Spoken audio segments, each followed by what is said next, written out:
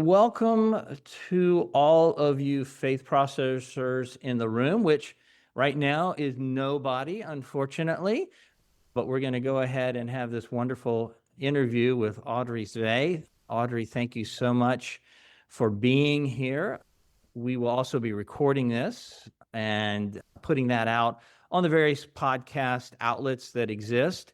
And so anyone that is interested in processing their faith out there and listening to this podcast and perhaps engaging with it in the comments or whatever it might be, this will be available to you here probably tomorrow or the next day, so you can listen to it and engage with the content as well. So glad everybody out there is listening. Thank you so much, Audri, for being here. Just a real quick introduction for those of you that don't know Audri Svay. She has served as a pastor for a number of years in the Church of the Brethren context. She is a professional writing consultant for the University of St. Francis in Fort Wayne. My understanding is you're teaching writing courses at the current time right now. Is that right? I do, yes. All right. And you've written for a number of the Church of the Brethren outlets, and most importantly, maybe not most importantly, but certainly significantly, you have written your first book, which is called Between You and Me, which is right there. There you go. Your very first book, which I'm reading right now as part of my devotional life and finding a lot of affinity and insights and wonderful things there. So thanks for writing that first off, and thanks for being here. So I don't know if there's anything you'd like to share with folks today about you or your writing. Sure. Well, I have been Church of the Brethren my entire life, pretty much. I have a whole lineage of Church of the Brethren pastors in my family. My grandmother, Harriet Finney, was one of the first female moderators in the Church of the Brethren in 2003. And so I have kind of followed in her footsteps. However, I also have this love for teaching. So I started out teaching, and then I ended up pastoring for 5 years, which was a wonderful experience. And now I am teaching writing classes, as you mentioned, at the university level. And I am working on my doctorate in literature as well. So I'm a student and a teacher right now, but I still love to be involved in the church and pulpit filled places. And I'm really glad that I've got this opportunity to talk to you today. No, well, really appreciate, as I said, you being here. You're doing your PhD in Indiana, right? In the University of Pennsylvania? It is in the town of Indiana in Pennsylvania. So Okay. it's Indiana University of Pennsylvania. All right. Because I was And looking so at I'm currently located in Indiana though. So I Okay. do Zoom classes essentially. We have a class time and all the students from across the country are there.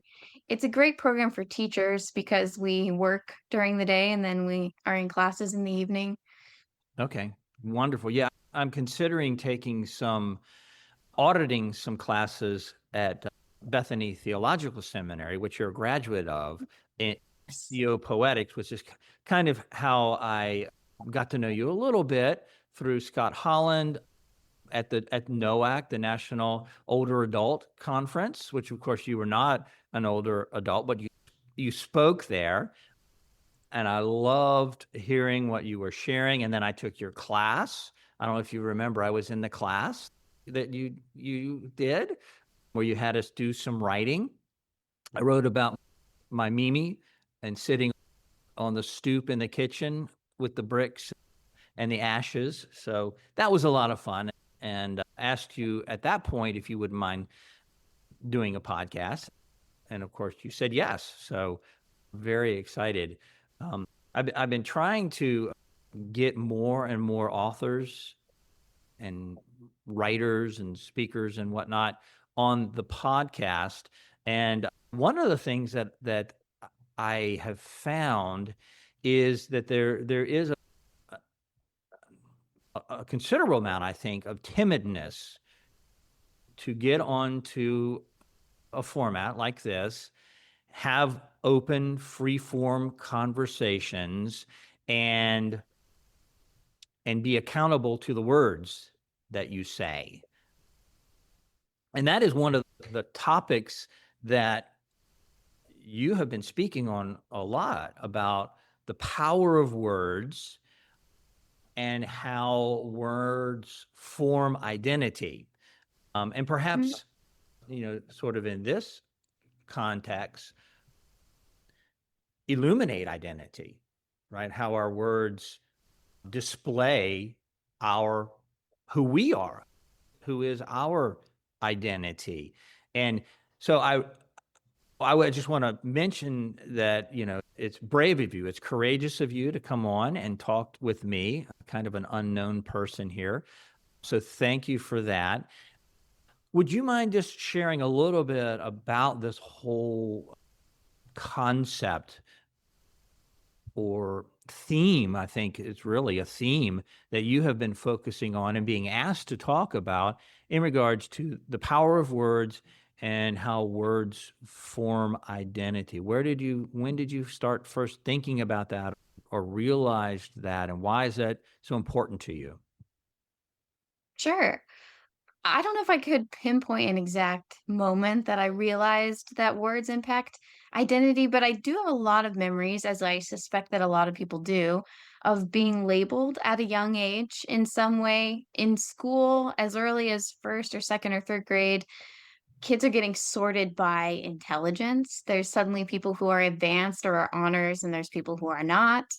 And the issue with that is that it isn't so clear cut. It isn't so simple. People are gifted in different ways. People are capable of learning and growing and improving.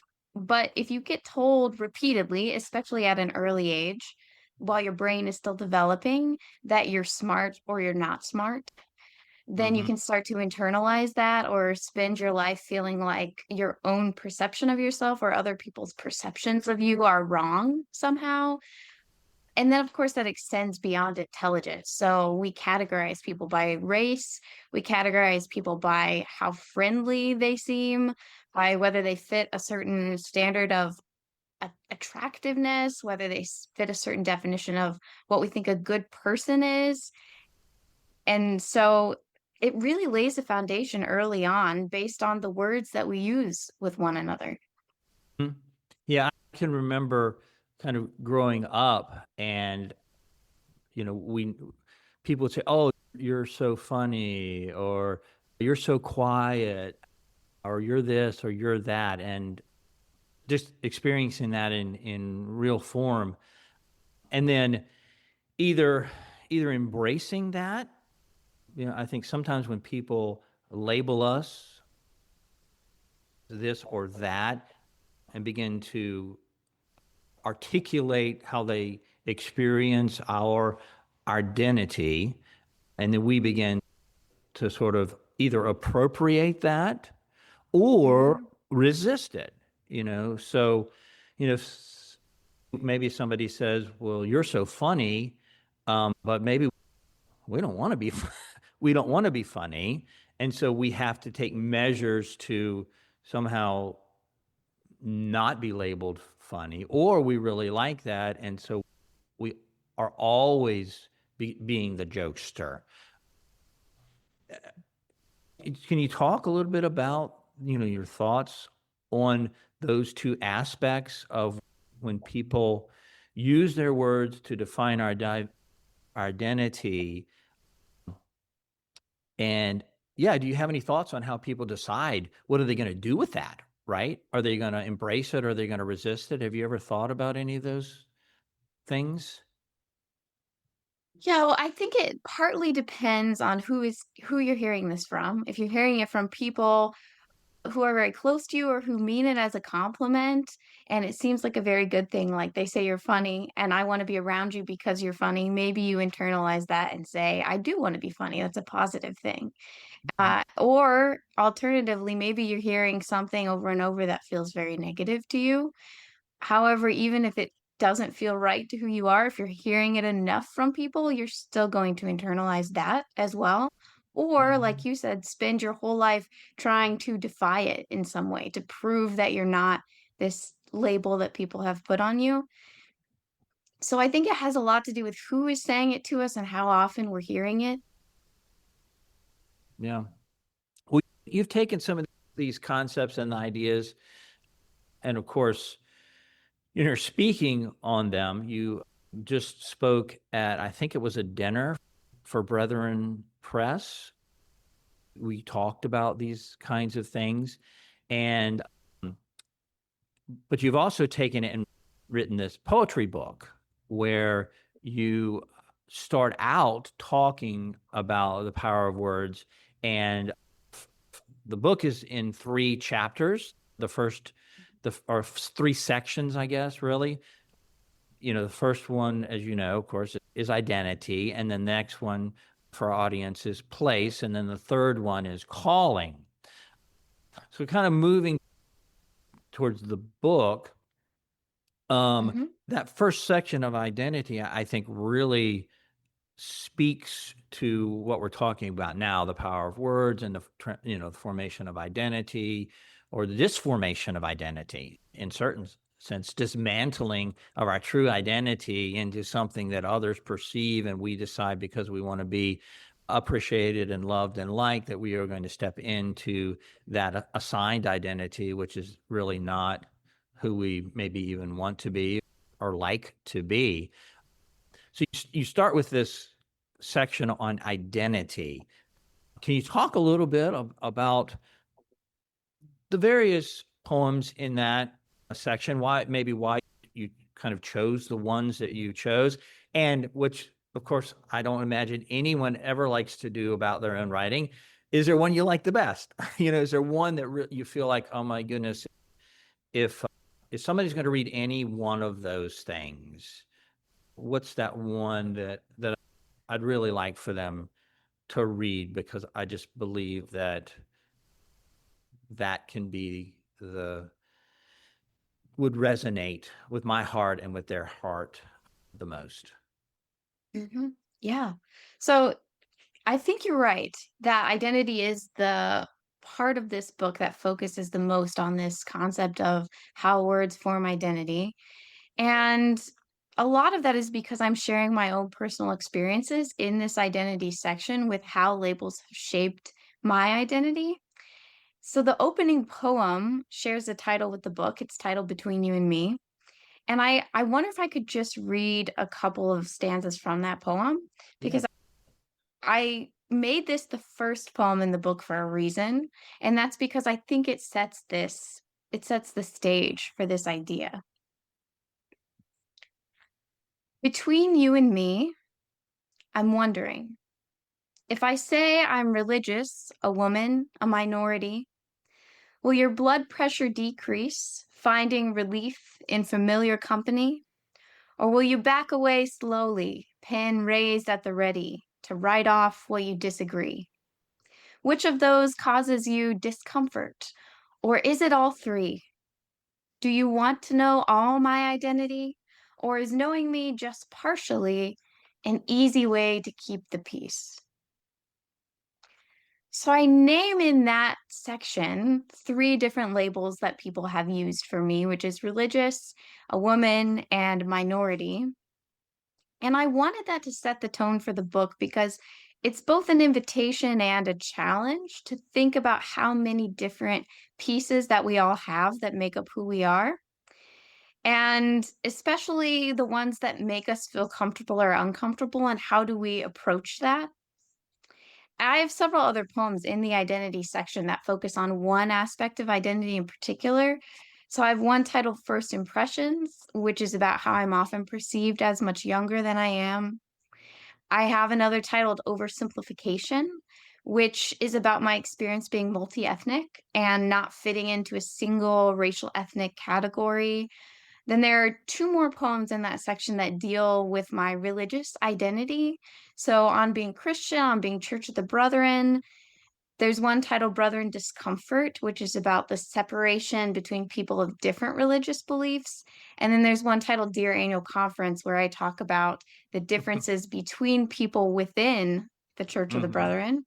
Yeah. But really, they're all about how, at the heart of it, we all have more in common than we think we do. and how do we find unity among what separates us? Yeah. Yeah. I found, so I'm not a woman, but I am religious, I guess. And I don't, I never really considered myself a minority, really, I guess, in any way, or multi-racial or multi-ethnic. And I know I said I was going to start talking about the one about looking younger because I've always felt that way. But you did mention the one about ticking the boxes, the form. Yeah.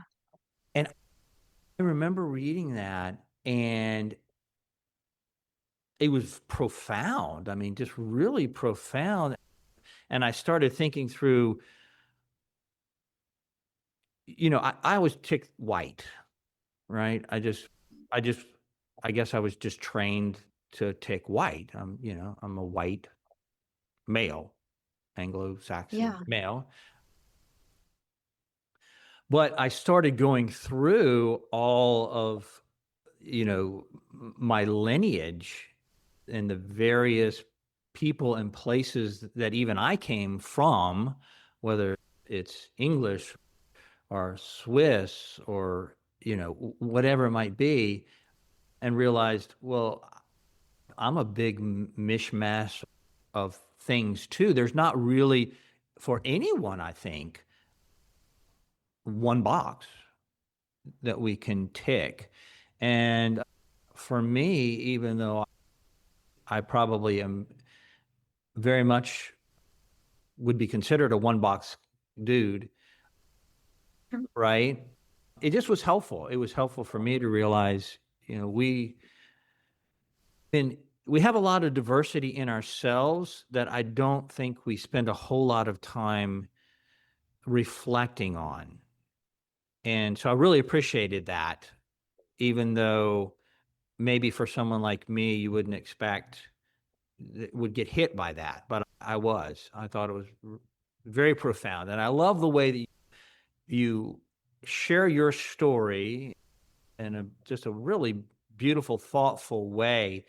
But almost always there's a twist at the end, like there always is in good drama and theater and poetry, and that makes the reader think. And so that was super cool. So I know a little off topic of what I told you I was going to ask, but No, that's so perceptive. And that was part of my goal with the book was to share my own personal story, but then my hope is that people find themselves in that story and it becomes much more yeah, universal. Mhm. yeah, I think I found, and I think most everybody would, even if they're not Church of the Brethren, even if they're not multi-ethnic, or they are, even if they don't look young. I mean, I think the themes, while specific, are universal in many ways, and people can find themselves in the story. Brian McLaren wrote a book, The Story We Find Ourselves In, which was super transformational for me. And it kind of reminded me a little bit about your book, in the sense that, these are stories that we can find ourselves in and through. So one of the things I specifically wanted to talk about was this whole theme of yours of being seen as young. And I really resonated with that. And I guess not everybody would, but I have always looked younger than I am. So I'm not going to ask you how old do you think I am, but most people, when they look at me, think that I'm younger than I am. So right now I'm 61 years old. And so most people think, typically, although less and less as the days go along, think of me, in my 50s, which is kind of old. But when I was your age, I was married. I had three children. I was living in Italy on the mission field in another country as a foreigner. talking to people about Jesus and trying to start churches and looking like I was a teenager, you know. Yeah. And that even continued as I moved into came back to America. I moved into, established churches, some of them very large, like the one I was pastoring in Pennsylvania. And even though I was in my, 30s, 40s, I still looked very young, and I was talking about things and saying things that I felt like should carry some sort of authority because of my age. Like, I'm not Mhm. talking about these things because I read about them in a book. I'm talking about these things because I've experienced them, and then I was disregarded. And that's very frustrating. And so in your poem, you talk about that, right? And that's clearly something that you have dealt with and you've worked through. So if you don't mind just in kind of talking a little bit through that, I think the title of which I know you hate titles, right? Which we're not going to get into all that, but you entitled it First Impressions, right? Yeah. And you also spoke of that, used that in your talk to the Brethren Press dinner. Could you, yeah, share your experiences with that? And then share the shift at the end, because I thought going from that to the shift, which I'm not going to steal your thunder at the very end, but why that shift? And why do you feel like that shift at the end of that poem is so important for people to get their heads around in the climate of culture that we live in right now, and why that is so relevant and so vital for the church in particular to get their heads around, because I think it is. Sure. So I do touch on this in the poem, and but I'll probably wait and just read the end. Okay. I have led a very privileged life. The biggest mistake and misassumption that people make about me is that I look much younger than I am. I get a comment to that effect, I would say at least once a week in Yeah. some space that I'm in. When I have to lead professional workshops or I speak for conferences, big things like that, people often will express surprise to my face that I Uh-huh. am in a position of power. Yeah, Uh, it feels terrible. I it's a fascinating I think in today's space, a lot of people know when they're being like stereotyping someone, Yeah. but there's not that perception with telling people they look young. Because a lot of people like to be told they look young, but there is a True. context where it feels much different, and that's Yeah. when you are being told you look younger than you should be able to do what it is that you're doing. Right. And I just have a young face and I'm short. I'm about 5 foot, and so people just make assumptions based on my appearance. Like when But you wear very large heels on your first day I of know. class, right? Yes, and I have done that. I have worn very high heels on the first day of class, and I stand at the front of the classroom, and usually that's enough. I mean, the students give me respect because they put those details together. But for the most part, none of the assumptions that people are making have actually been harmful to my career or like oppressive or unjust. As soon as I speak somewhere or I teach somewhere, they they're very respectful afterwards when they hear Mhm. what I say. So I'm lucky in the sense that I haven't had to go through what you went through, where you speak and then you still feel like they haven't heard you the way that you needed to be heard. But I have felt like because I have this experience of constantly being misperceived, I am much more aware of trying not to make quick judgments about other people in the same Yeah. way. And so open-mindedness has really become one of my soapbox topics. And maybe I'll just read the pivot of this poem because I do think I was trying to make the shift here from, I didn't want to make it seem like, oh, woe is me. People think I'm younger than me. I'm writing about this for a reason. Yeah, right. Uh, so I end the poem, at least I get an apology. That doesn't happen to everybody. It's embarrassing, aggravating, demeaning for a second. Until they realize their mistake, then they're apologetic. Because it's only a mistake. It's only age. It's harmless, except one harmless assumption leads to others, based not on height or having a young face, but on skin tone or clothing choice or societal place. One harmless assumption hurts. So imagine when your assumption chips away at identity, denounces humanity. Then does it matter? When does it matter? Because it doesn't get better for everyone just because they get older. Yeah. Yeah. I love that. It doesn't get better for everyone just because they get older. I mean, yeah, that is profound, I think. And when I read that, I was like, wow. I mean, what a statement, really. And how do we embrace that? And how do we live that out? And then, going on this theme of the power of words, how do we then use our words and our actions to break that cycle if it's even possible, right? Yeah. So I was kind of playing on this every time that someone finds out how old I actually am. I'm 30 now. And so I'll tell people, "Oh, actually I'm 30."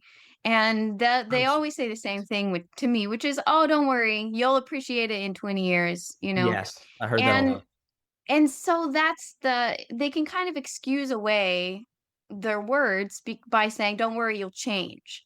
But it's a unique situation because most of the time when people are using harmful, negative labels for people, they're not going to change. That's part of who they are Right. forever. Yeah, you don't And grow out of your so skin color.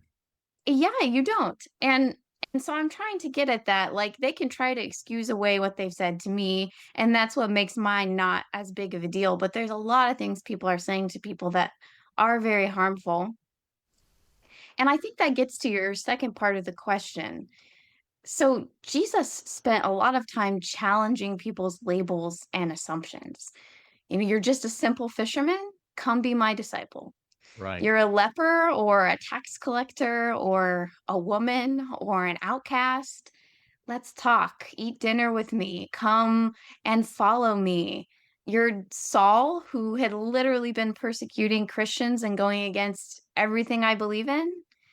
You're welcome here too.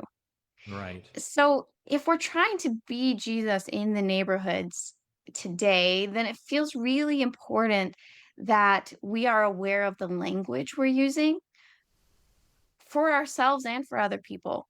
The language you're using to describe everyone, especially language that sounds like us versus them, or that separates people into categories based on assumptions or stereotypes. Are we open to seeing people and welcoming people as more than just the labels that they're given? I think we really have to be thinking of that and conscious of that if we're trying to be the church today. Yeah. Yeah. I I I spent a fair amount of thought kind of preparing for our conversation.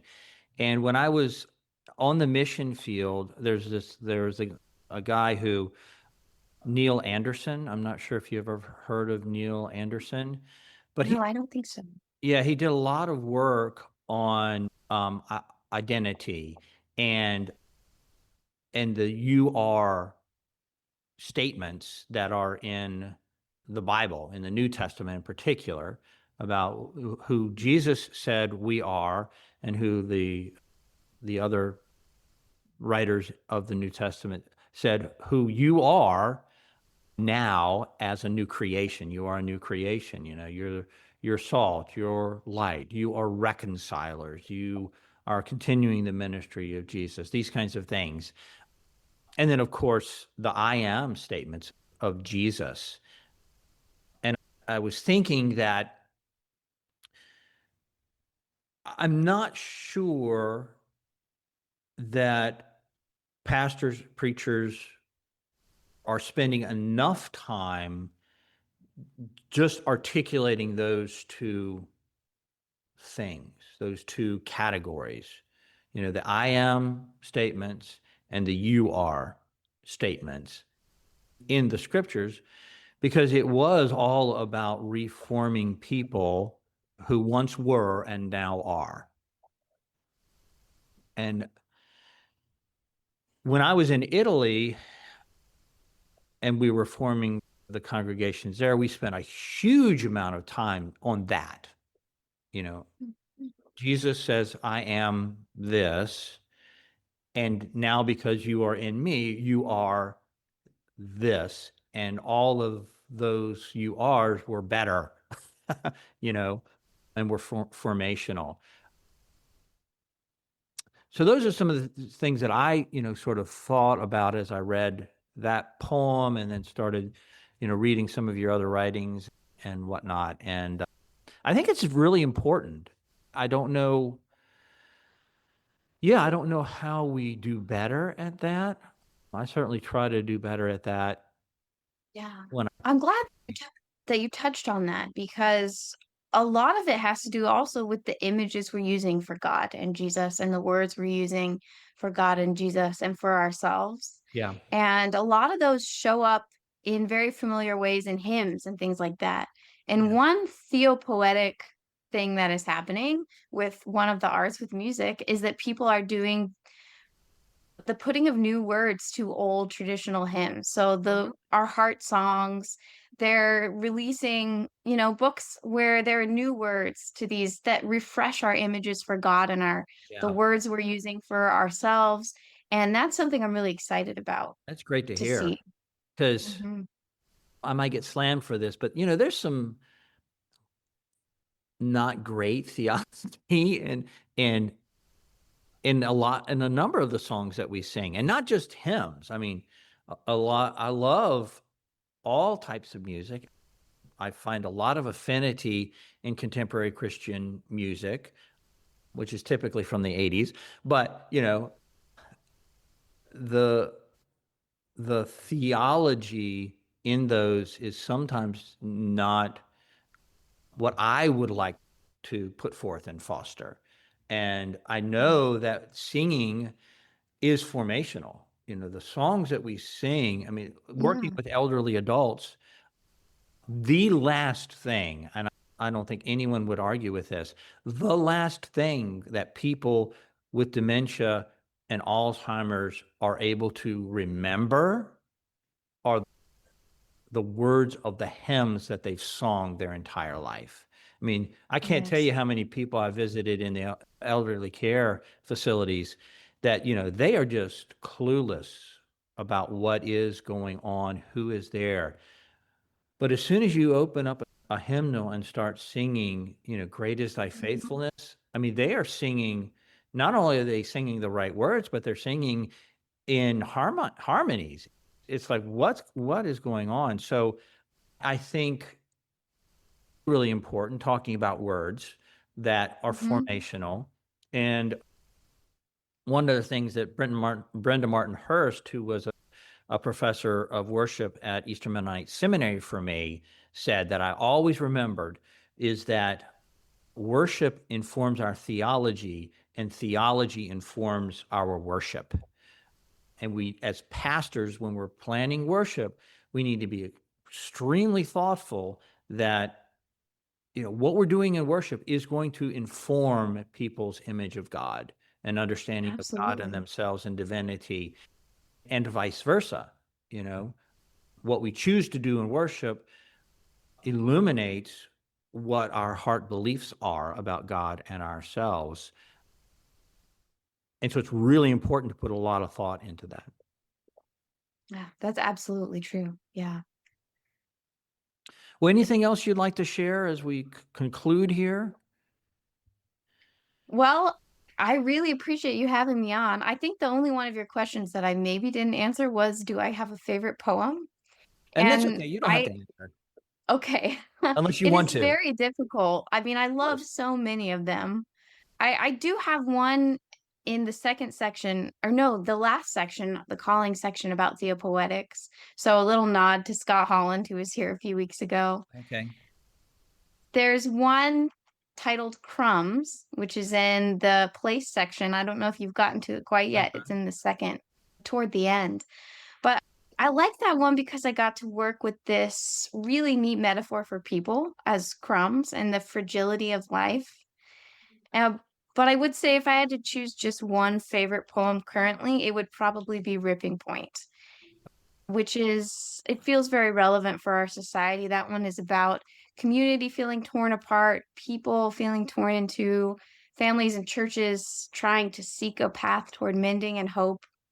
And I did a really interesting thing with the formatting of that poem. So partway through, it switches from left aligned to right aligned. So there's this visual shift that goes the kind of symbolic tearing of society.